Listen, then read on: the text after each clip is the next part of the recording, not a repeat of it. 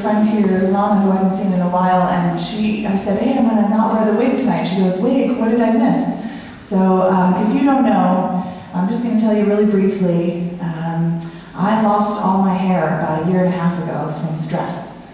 And it fell out very quickly, and it was one of the scariest things I've ever been through. And at the time, I was recording the new album, and I rewrote a lot of the lyrics, like for Buildings and Treetops and stuff, about what I was going through.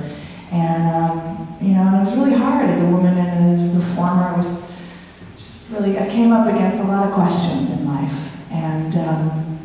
And so I ended up buying a wig because I didn't want this to be something that defined me or was going to stop me in any way. And I got a really good one, and I ended up performing, and nobody knew the difference except for the close friends and people that I told. So then just a little while ago, I was off in a vacation in America with a friend of mine, and I decided that there was nothing more that I wanted than to feel the sun on my head. And I took off the wig and I started walking around this little remote island in Maine, and I felt so different. I felt like suddenly the wig was this thing that I was wearing. You know, and I was doing all those Chris Rea tours and everything, and I'd be in these bright hot lights, and it was like wearing a Russian fur cap. I mean, it was really uncomfortable.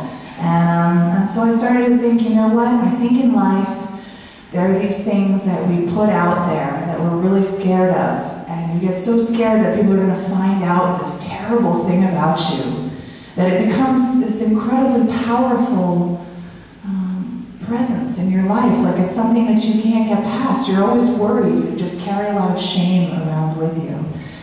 And so I've started going without it, and I feel so much better. I actually feel like I'm just who I am, and this is how it is, and we all have stuff in our lives. And this is who I am right now at this point in my life.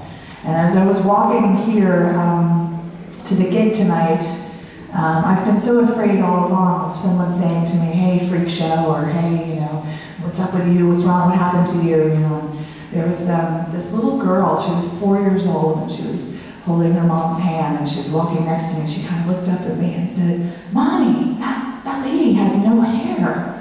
And I couldn't help but smile, because I thought, you know, if that's what I've been afraid of this whole time, this sweet little girl, and she just said, oh my God, she has no hair. And I was like, you're right.